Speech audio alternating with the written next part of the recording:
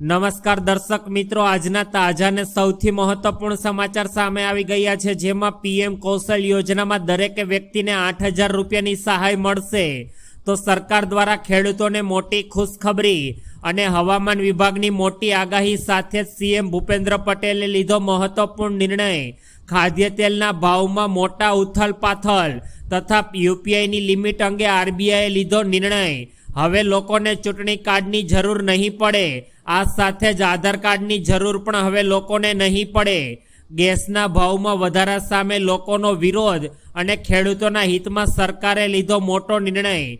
સાથે જ ખેડૂત મિત્રોએ 20મા હપ્તા માટે કરવું પડશે આ કામ અને સામાન્ય માણસોને 10,000 રૂપિયા લગીની સહાયની ચૂકવણી કરવામાં આવશે. તમે ચેનલમાં નવા હોય તો ચેનલને જરૂરથી સબસ્ક્રાઇબ કરીને વિડીયો લાઈક કરી દેજો. આજના મહત્વપૂર્ણ સમાચાર. પીએમ કૌશલ યોજનામાં દરેક વ્યક્તિને 8,000 રૂપિયાની સહાય. ભારત સરકાર દ્વારા દેશના નાગરિકોને યુવાનોને સક્ષમ બનાવવા માટે પ્રધાનમંત્રી પીએમ કૌશલ યોજના શરૂઆત કરવામાં આવી છે. આ યોજના દ્વારા સરકાર દ્વારા યુવાનોને રોજગારી પૂરી પાડવામાં આવશે અને તાલીમ કેન્દ્રમાં તેઓને તાલીમ આપવામાં આવશે. આ યોજના દ્વારા યુવાનોને 40 વિવિધ અલગ અલગ ક્ષેત્રોમાં યોજના થકી તાલીમ આપવામાં આવશે તથા આ તાલીમ પૂર્ણ થઈ ગયા પછી યુવાનો કૌશલ પ્રમાણપત્ર પણ આપવામાં આવશે. આ ઉપરાંત તાલીમ દરમિયાન તેમને દર મહિને 8,000 રૂપિયાનું વેતન ચૂકવણી પણ કરવામાં આવશે. આ યોજનાનો ઉદ્દેશ્ય ભારતના યુવાનોને રોજગારી પૂરી પાડવાનો અને તેઓને સક્ષમ બનાવવાનો છે.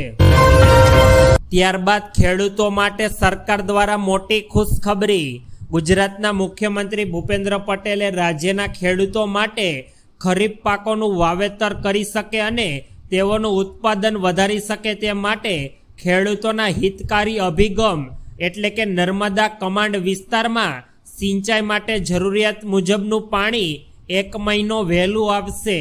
13 લાખ જેટલા ખેડૂતોને સિંચાઈનો આ યોજના થકી સીધો જ લાભ થવા જઈ રહ્યો છે, જેથી ખેડૂતો તેઓનું ખરીફ પાકના વાવેતર માટે પૂરતું પાણી મળી રહે તથા ચાલુ વર્ષે નર્મદા કમાન્ડ વિસ્તારમાં 15 જૂનને બદલે 15મી મે એટલે કે 30 દિવસ વહેલું જરૂરિયાત મુજબનું સિંચાઈનું પાણી સરકાર દ્વારા ખેડૂતોને આપવાનો નિર્ણય કરવામાં આવ્યો છે. તેથી અત્યારે ખેડૂતોમાં ખુશીની લાગણી જોવા મળી રહી છે. ત્યારબાદ હવામાન વિભાગની મોટી આગાહી. ગુજરાત રાજ્યને લઈને હવામાન વિભાગે આગામી 2 દિવસ માટે આગાહી કરી છે. હવામાન વિભાગની આગાહી અનુસાર ગુજરાત રાજ્યમાં આવનારા 2 દિવસમાં ગરમીનો પારો ઊંચો જશે તથા આ ઉપરાંત તારીખ 12 એપ્રિલના રોજ રાજ્યમાં કચ્છમાં રેડ એલર્ટ જાહેર કરવામાં આવ્યું છે. આ સાથે જ રાજકોટ, પાટણ, મહેસાણા, બનાસકાંઠામાં પણ હવામાન વિભાગે આગાહી વ્યક્ત કરીને ઓરેન્જ એલર્ટ જાહેર કર્યું છે. 12 એપ્રિલના રોજ કચ્છ, રાજકોટ, મોરબી, પાટણ, મહેસાણા અને બનાસકાંઠામાં ઓરેન્જ એલર્ટ આપવામાં આવ્યું છે. આ સાથે જ મોરબી, સુરેન્દ્રનગર, ભેસાણ અને જૂનાગઢમાં વરસાદનું યલો એલર્ટ જાહેર કરવામાં આવ્યું છે. ત્યારબાદ ગુજરાતના સીએમ ભૂપેન્દ્ર પટેલનો એક મહત્વપૂર્ણ નિર્ણય. ગુજરાત રાજ્યના સીએમ ભૂપેન્દ્ર પટેલે રબારી સમાજની માંગણીને વાચા આપતો નિર્ણય લીધો છે. ગુજરાત સરકાર દ્વારા આ ઐતિહાસિક નિર્ણયથી અમદાવાદમાં આશરે 1100 માલધારી પરિવારોને પોતાના ઘરની માલિકીનો હક મળવા પ્રાપ્ત થઈ રહ્યો છે. વર્તમાન જંત્રીના 15% મુજબની રકમ ટ્રાન્સફર ફી તરીકે ચૂકવવાથી કબજેદારોને જમીનનો કાયમી માલિકી હક મળવા જઈ રહ્યો છે. જમીનની માલિકીનો હક મેળવવા માટે મૂળ ફાળવણીદારના વારસદારોએ ટ્રાન્સફર ફી પેટે 1,000 રૂપિયાની રકમ એએમસીને ભરવાની રહેશે. આ રકમ ભરવાથી રબારી સમાજની માંગણીને વાચા આપતો નિર્ણય સીએમ ભૂપેન્દ્ર પટેલે લીધો છે અને તેઓને કાયમી વસવાટનો સ્થાયી સંદેશ પણ આપ્યો છે. ત્યારબાદ ખાદ્ય તેલના ભાવમાં મોટો ઘટાડો. આગામી દિવસોમાં ગુજરાત રાજ્યમાં ખાદ્ય તેલના ભાવોમાં સારો એવો ઘટાડો જોવા મળી શકે છે, કારણ કે અત્યારે પુષ્કળ પ્રમાણમાં મગફળીનું આવક થઈ રહી હોવાથી અત્યારે તેલના ભાવોમાં દબાણ જોવા મળી રહ્યું છે.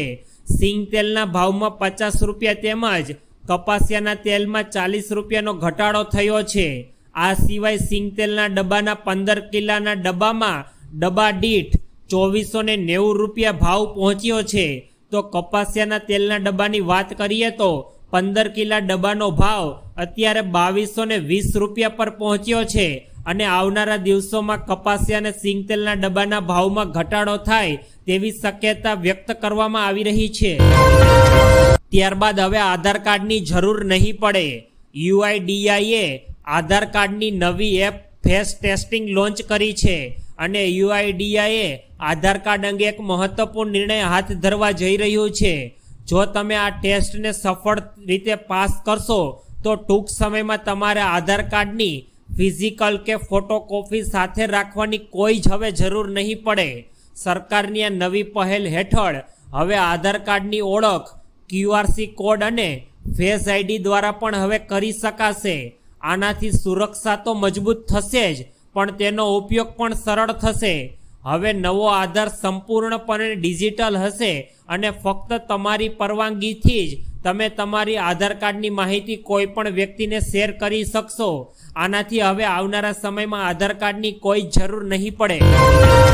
ત્યારબાદ અત્યારે દેશમાં ગેસના ભાવ વધારા સામે વિરોધ યથાવત।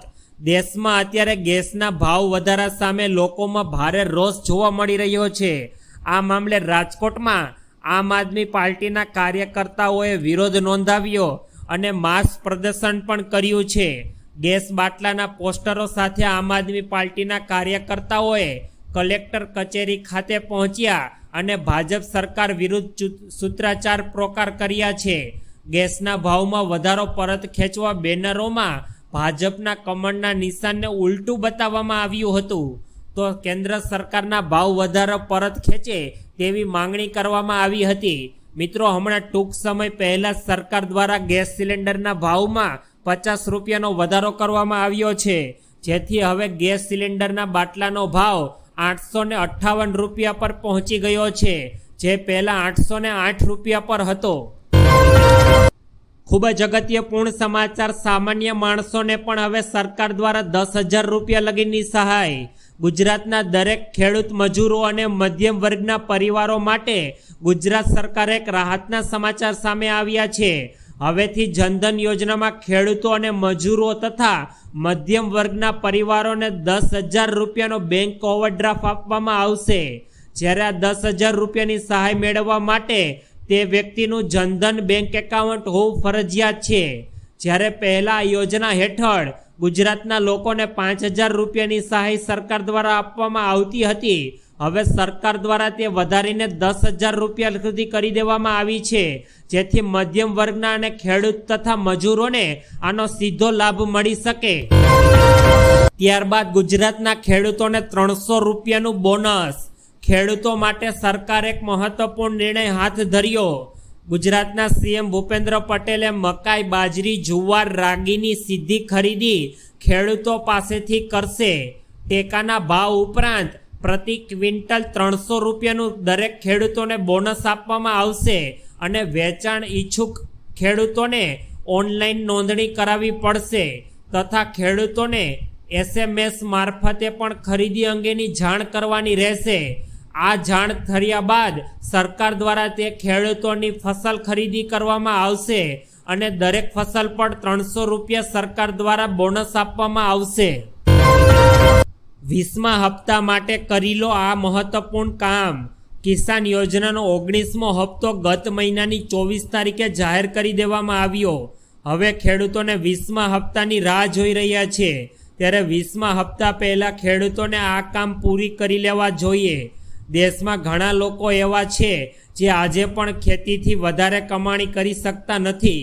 આવા ખેડૂતોને સરકાર તરફથી આર્થિક સહાય આપવામાં આવે છે અને સરકારે આમના માટે 2019માં પ્રધાનમંત્રી કિસાન સન્માન નિધિ યોજના શરૂ કરી હતી, પરંતુ આ વખતે 20મા યોજનાનો હપ્તો મેળવવા માટે સરકાર દ્વારા અમુક ગાઈડલાઈન જાહેર કરવામાં આવી છે, જેના દ્વારા જે પણ ખેડૂતોનું KYC કમ્પ્લીટ નહીં થયું હોય તે લોકોને 20મા હપ્તાની રકમ ચૂકવવામાં આવશે નહીં।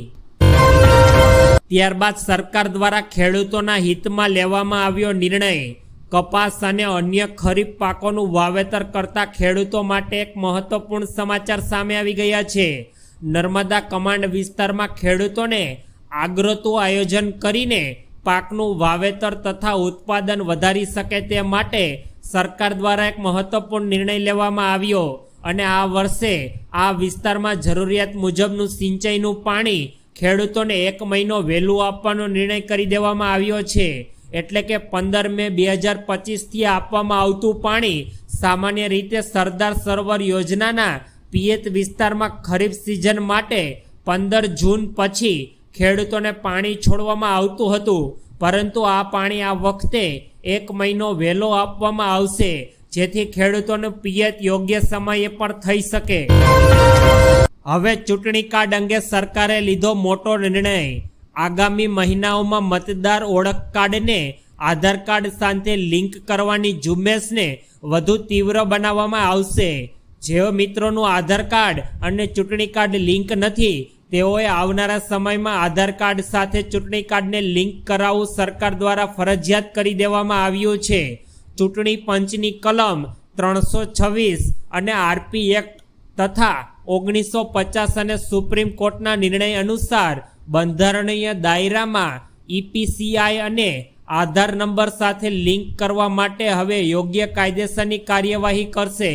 આ સંદર્ભમાં યુઆઈડીઆઈ અને ઈસીઆઈ એટલે કે ઇલેક્શન કમિશનર દ્વારા નિષ્ણાંતો વચ્ચે ટેકનિકલ પરામર્શ ટૂંક સમયમાં શરૂ કરી દેવામાં આવશે.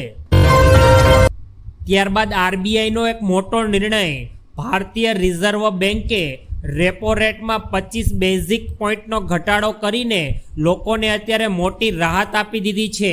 ખાસ કરીને એવા લોકો કે જેમની loan, car loan, home loan અથવા કોઈ પણ પ્રકારની બેંક લોન છે, પરંતુ આ સાથે જ આરબીઆઈએ એનપીસીઆઈ અને યુપીઆઈ પેમેન્ટ ટ્રાન્ઝેક્શનની લિમિટમાં પણ વધારો કરવાનો અધિકાર આપી દીધો છે. પર્સનલ ટુ મર્ચ યુપીઆઈ ટ્રાન્ઝેક્શન માટેની લિમિટ ફક્ત 1 લાખ રૂપિયાની રાખી છે અને મર્ચ ટુ મર્ચ યુપીઆઈ ટ્રાન્ઝેક્શન માટેની લિમિટ હવે 2 લાખ રૂપિયા સુધી કરી દેવામાં આવી છે. આનાથી સામાન્ય માણસોને ઘણો એવો ફાયદો